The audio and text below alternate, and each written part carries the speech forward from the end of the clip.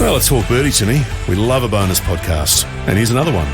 Massive thanks to our mates at the Golf Clearance Outlet who beat everyone's prices, and Ping, who, like they've done for Nick O'Hearn, they'll help you play your best. And the Watch My Numbers app. Play smarter and use your data. Now, a bonus episode of Talk Birdie to me. Here's Nick O'Hearn and Mark Allen. So I love these bonus podcasts, Nick. Absolutely love them.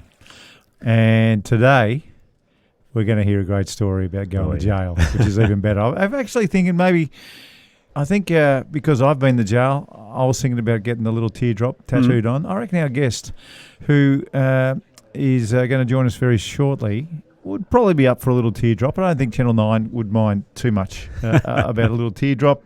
So you've been to jail. In fact, if you have asked me, maybe about 5 years ago, who is Australia's greatest game show host, I would have said Tony Barber, might have said Eddie Maguire because of my allegiance to Collingwood, but I never, ever, ever thought I'd be saying the words Todd Woodbridge is our number one game show host. Todd, good to see you. You too, Mark. I still in shock myself at that. Who would have thought that you could just keep creating something new in your career path? Well, I love your tennis commentary. Your tennis commentary is just so good, and particularly when you have somebody of the ilk of John McEnroe next to you, I feel like you get the best out of those types. The commentators that we absolutely love. Jim Courier is another one. When you're in between Jim Courier and McEnroe, that's the best tennis commentary in all the majors that I hear. That's good to hear. I think one of the key things when you talk about commentary, and you guys work in that space as well, there's old school commentary, right? There's the traditional broadcasting leads that don't play sport necessarily. They've learnt the game of broadcasting. I've popped into that lead seat, and so I know my game inside out. So you know where to lead and prompt to at the right time of a match. And when you've got two greats like McEnroe and Courier beside you, sometimes you've got to try to stay out of it, but you also need to put them in the right place. But my ear picks up the respect for the questions that you give them. Quite often you'll have McEnroe next to somebody who's not known for their tennis ability, and you'll hear the disgust in the tone coming back when the question is asked. This is true. That disgust in the tone when you're in the middle is never there. I've learned they're two different characters. You have to treat them quite differently, personality-wise. I just say to John, is there anywhere you'd like me to lead you? And sometimes he'll look straight ahead, and that means no. Yeah. And Jim gives you a full map of where we're going. Does he? So you've got two hugely different guys. But it's good fun. It's about reading the room, isn't it, I think, in that case. And we've had quite a few discussions on this, Todd, about your commentary in the tennis. I love it when you're in the box with Jim Courier and Darren Cahill, I think. Sometimes there might be a trio of you guys, and that's when it gets really interesting for me, just to hear the back and forth, especially you and Jim, because that's a really cool one. Look, we work in commentary space, and I always think, if I'm watching, I'm an avid golf watcher, right? I want to learn something. I want to know the how and why of that moment. What's it going to do? How's it going to do it? And what's the play you've got to do to make that happen? And if you can get that across, then you're engrossed in it. And even if it's like a bit of a prediction of what might happen, and then you go, you see, that's what we were talking about. Then you that's when you give it the Leighton Hewitt. That's the flex. That's the flex. Yeah. Absolutely. Now this is a golf podcast, but we've got a tennis player on, obviously. So Todd's a very good golfer himself, by the way. Could I ask one more question before we get on to his love of golf? Sure. And then, of course, we're going to get to that jail story as well, which I'm really looking forward to. I haven't got an inkling of how you ended up in jail. It, do you? No, I have no idea how you ended up in jail, but I want to find out later.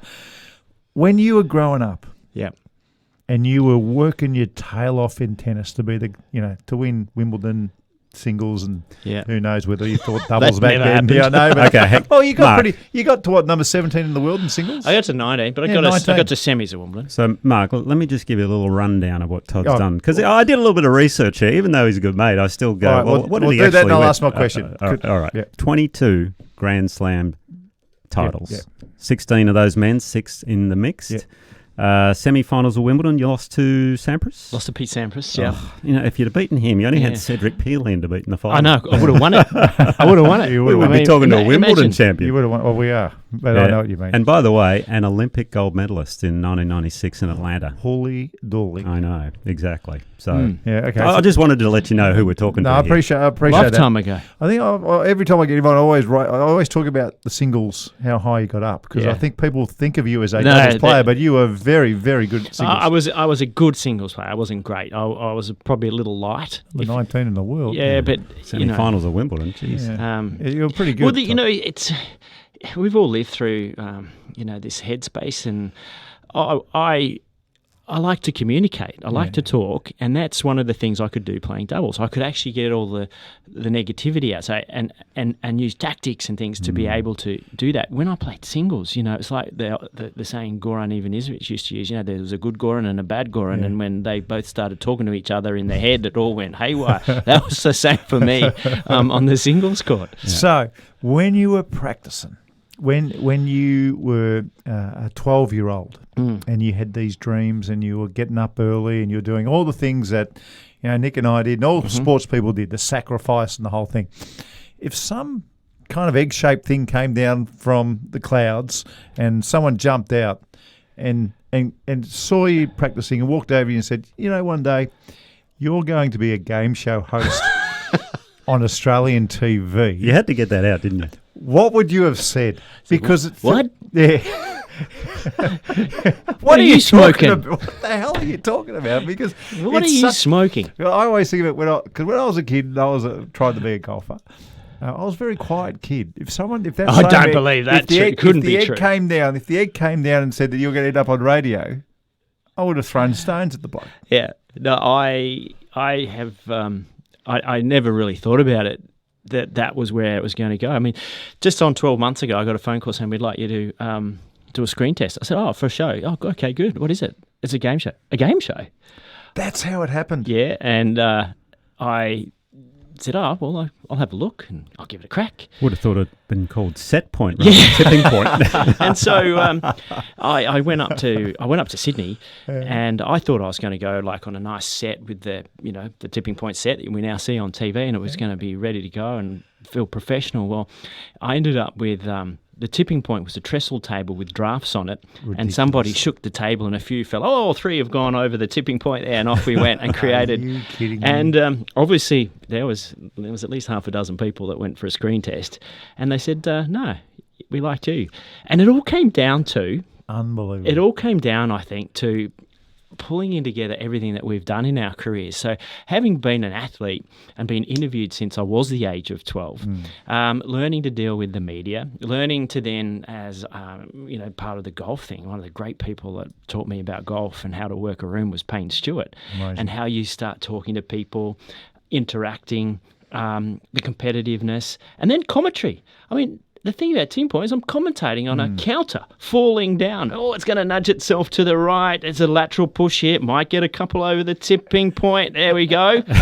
200. We'll put that in the bank. We'll take it from the machine and we'll put it over into your bank, and you've got a 2-counter lead. I love his face when he's talking about it. I know. He loved doing it. He's selling us right now. It's brilliant. So I never really thought it was going to happen, but I actually knew when I was auditioning, I can do it. I would never put myself in a position that was going to fail, by the way. Do you know who missed? Do you know those names? I don't know. Okay. I might know. Good try.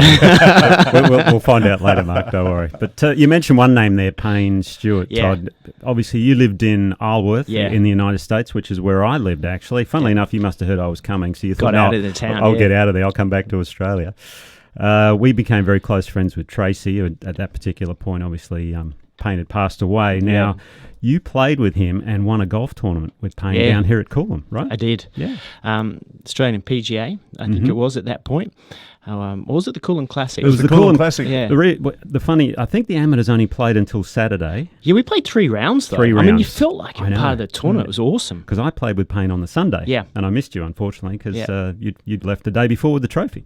Yeah, well, he played, I mean, the backstory to getting to know them was I moved to Orlando because I'd won the US Open with Liz Smiley, and they were great friends of the Baker Finches, the Gradys, and the Stewarts. And so they said, come on down and visit. And I started to do well and needed to get out of Australia in terms of I was training and travelling all year, so I needed a base. And I actually bought Finchie's house in Bay Hill Village.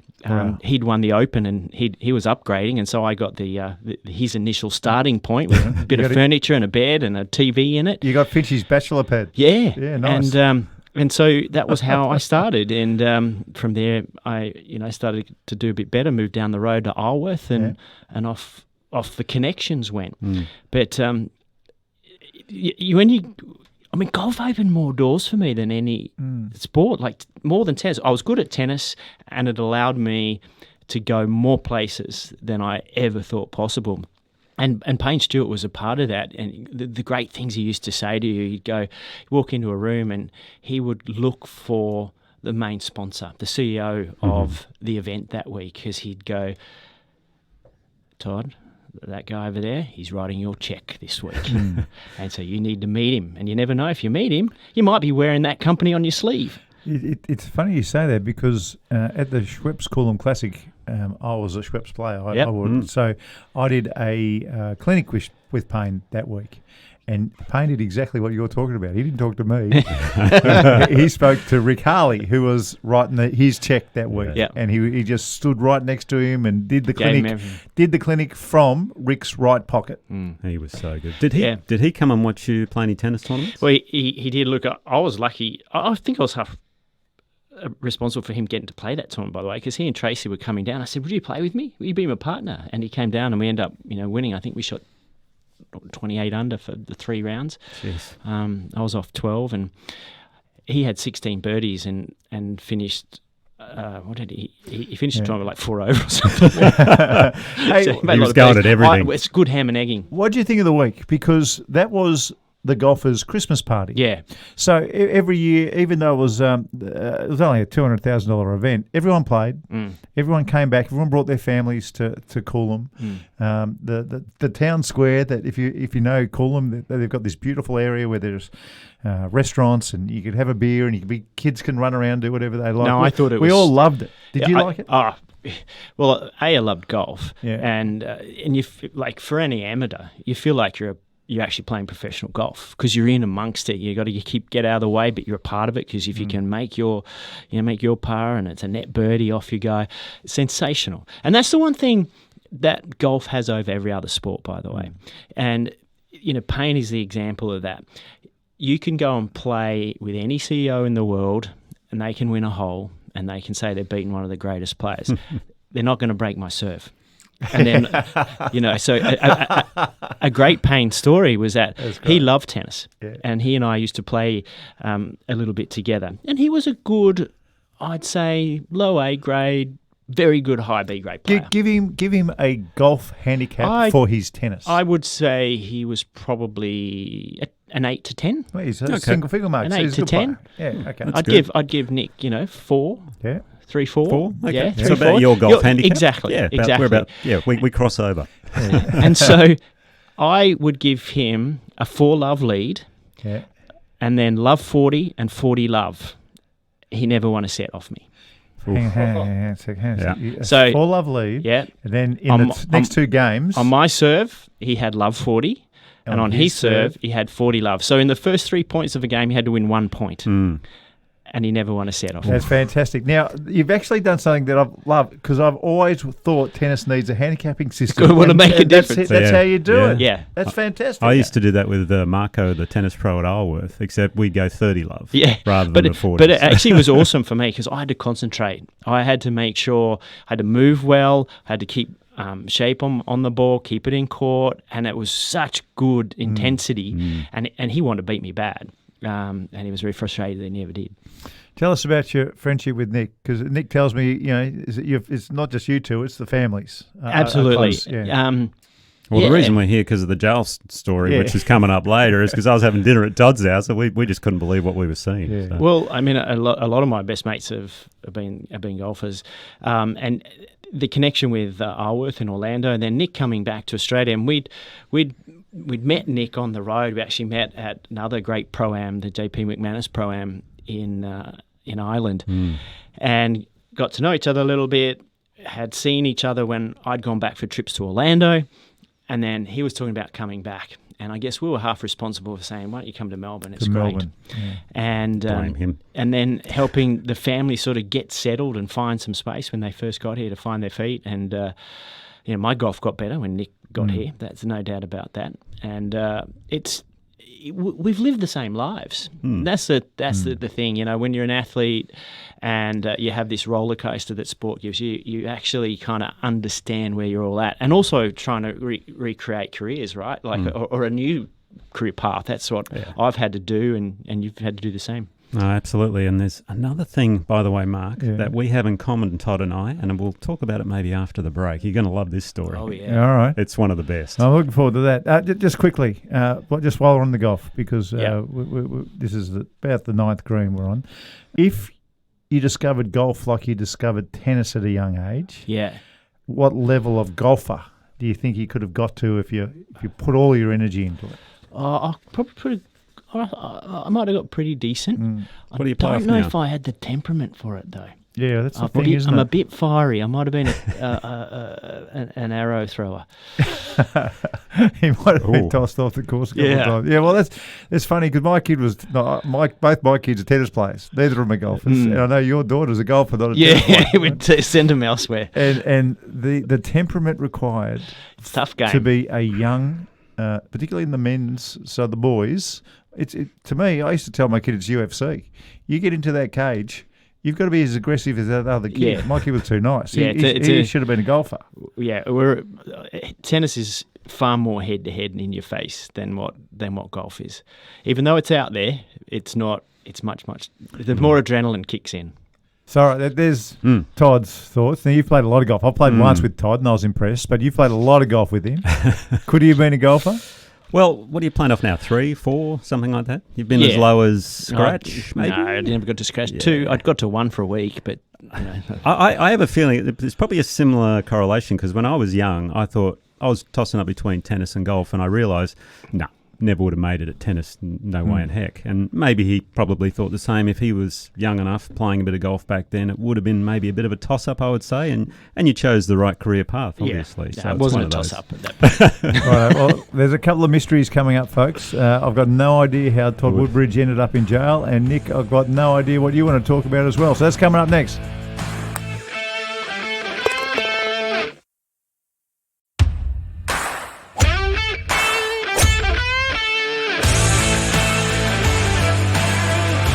Thanks for listening to Talk Birdie to me, and if you're up for it, we'd love you to subscribe, rate and share the podcast wherever you listen.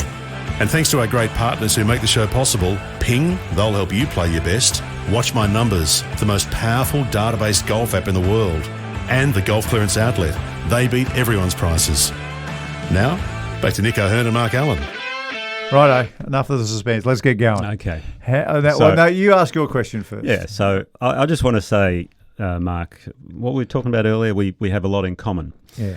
So we talked about this a little bit because it's probably the most well-known thing in my career was beating Tiger Woods. Not once, but twice. But there's another person in this room who has beaten Tiger Woods at golf. No way. Tell this story, mate. Well, just quickly. No way. No, I used to play a lot of tennis with Tiger, and he's a tennis fan, and he wanted to have a single-handed backhand that I had a slice backhand, and Federer was coming along, and of course he wanted to have that backhand, like anyone would. And Tiger's handicap at tennis? 15? Yeah. Okay. Yeah, I mean, talent, but he refused to play it because it affected his golf swing. Right. So he'd only play it when he knew he had a break and it wasn't getting near a tournament.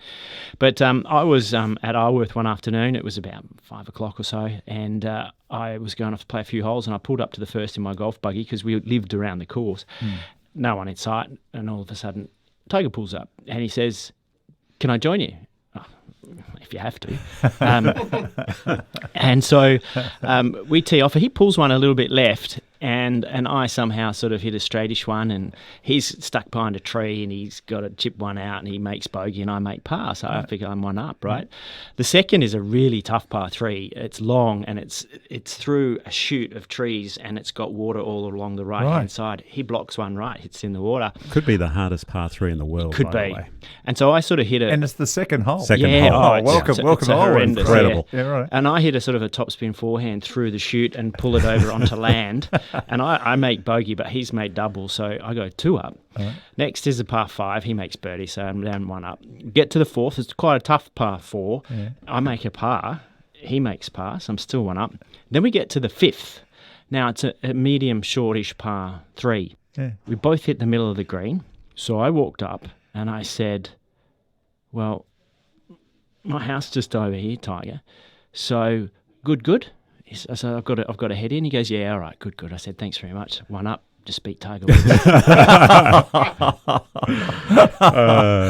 Yeah, I'd take it. Good. Yeah, Oh, yeah. I've Only taken that 5 one. holes, but it was enough. I'm taking that one. That's very good. Righto, enough's enough. We saw the world number 1 Scotty Scheffler a couple of weeks ago get handcuffed and taken the job. By the way, those charges are going to be dropped. That's official. Oh, they are? Yeah, they're going to be 100% dropped. So they should be. Good. Anyway, but let's hear your story. Well, so in fact, the O'Hearns were at our place for dinner. We're sitting there and we're talking away, and Nick pulls out his phone. Oh, you won't believe it. Scotty Scheffler's been arrested. And it was unfolding as we were having a couple of glasses of red, and there was these memories coming back to me because everything that had happened to him almost was identical that had happened to me at the 1996 Olympic Games. So I'd been out playing... So Atlanta. Yeah. So I had been playing singles. I was playing singles and doubles. I'd beaten Tim Henman from Great Britain in the singles that day. He was a good player. Yeah. And my wife, Tash, and my in-laws... we'd been out to dinner. The tennis was quite a ways away, and they were dropping me back at the Olympic Village, and we'd pulled up kind of a rampway, stopped at traffic lights. I said, I'll jump out here. I jumped out, had all my bags, so 8 rackets, clothes, it's humid, wet, shoes, the whole works. So I put them all on, and I step over onto the footpath, and then a woman comes up and grabs my credentials, really big plastic credentials, and I... stepped back away. She had no markings on her, didn't say who she was. I step away, touched my credentials, and then about 20 seconds later, a male counterpart comes along and says, you try to hit her, you're under arrest. Are you joking? And so I'm like, hang on. And then the traffic light goes green and my family go around the corner. They're gone? They grab me either side, so you're under arrest, come this way. We're about 200 metres down to the official entrance to the athletes walking into the village. And it's just all this gone crazy. Just the same as you could see unfold in the Scotty Scheffler situation. Were you cuffed or being escorted? We get to that, and I'm escorted at this point. Get to there, they take away all of my rackets, my bags, put me through, put me on the footpath on the other side of the security and said, wait there. But waiting there meant I had to... army guys with machine guns either side of me. Well, then they rang for... He's a serious threat, Todd. This was incredible. Like the escalation that he went through was exactly what I had to go through. So all of a sudden, more cop cars pull up on the other side. We're now in the village. They have a discussion. And they say, well, in this country, you can't be a police officer, you go to jail. So they then handcuff me, arms behind my back, really tight. Yeah. You know, got to shuffle into the back of the car, and they take me off to a lockup and mugshot.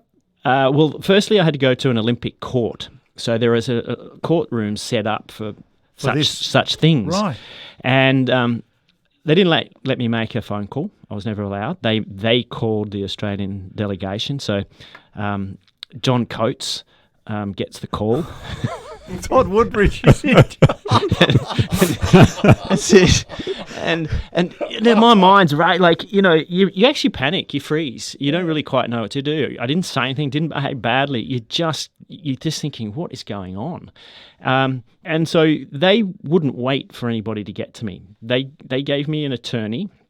Said, you're going into court. There's a judge here now. You can plead guilty or whatever. But it was a felony, and they were going to deport me. So I said, hold on a minute. This is unbelievable. Hold on a minute. I live here. I've got a green card. I've got a home in Florida. This is my residence. Oh, and then they started looking into that. Actually, we were gold medal favourites. We were number 1 in the world. We just won Wimbledon. And it all sort of changed a little bit. But they didn't wait for anybody to come to support me. So I had to stand in front of a judge. They changed their plea, or like story? Slightly. It was no longer a felony. It was just a misdemeanour.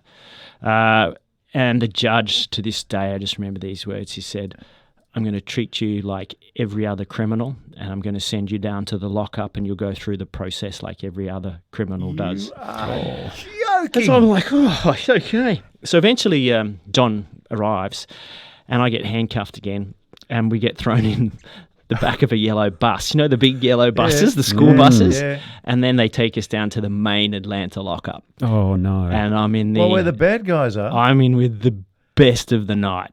Yeah. Wow.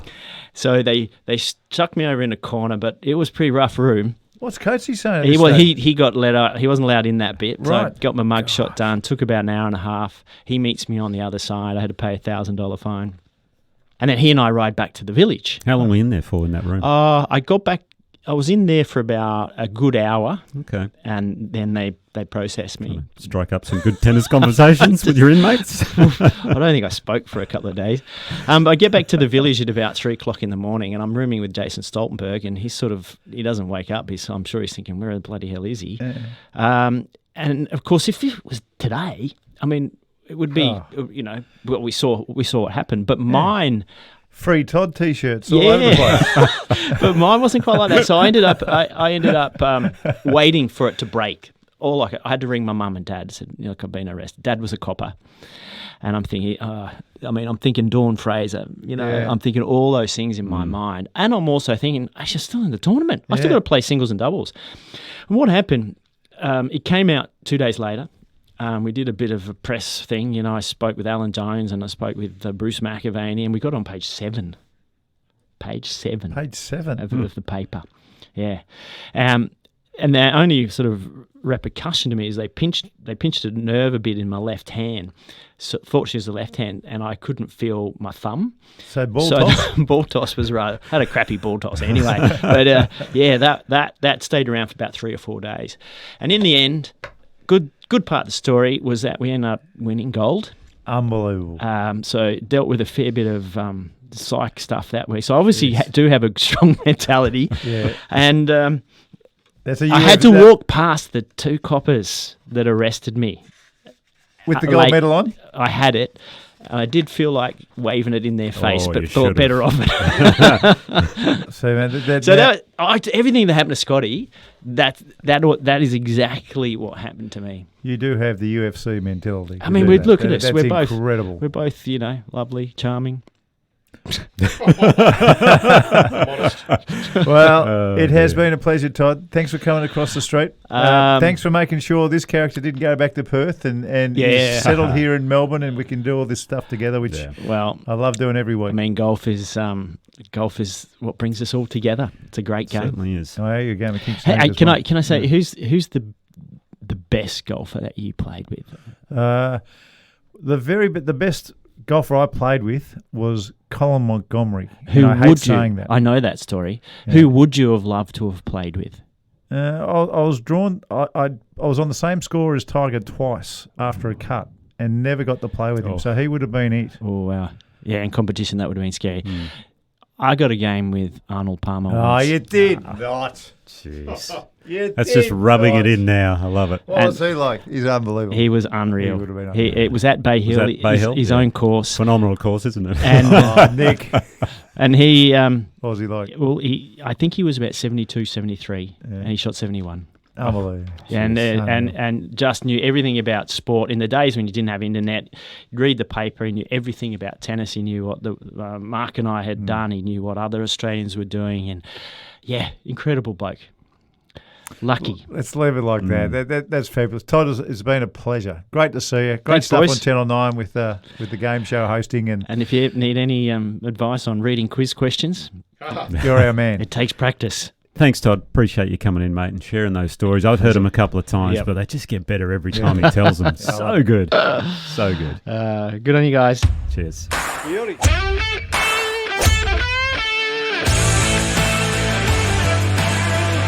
And thanks for listening to Talk Birdie to Me. We appreciate you listening and getting involved. And a huge thanks to our fantastic partners. Without them, the show just wouldn't be the same. Watch My Numbers. Download the app and turn your bogeys into birdies by analysing and improving your game like never before. The Golf Clearance Outlet. Awesome prices on great gear. You can see them in Melbourne, Sydney, Brizzy, Perth, and online at golfclearanceoutlet.com.au. And Ping. See your local golf shop or professional to arrange a Ping Club fitting. They'll help you play your best. If Ping's good enough for Nick O'Hearn, well, that says it all. And we'd love you to get involved with the show. You can leave a voicemail with any comments or questions at talkbirdie2me.com.au or send an email or comment on the socials. And if you can share the pod with a friend, well, we'd love that. Talk Birdie to Me's executive producer is Dan Bradley at Kaizen Media. Sound design, Daryl Misson at loudzebra.com.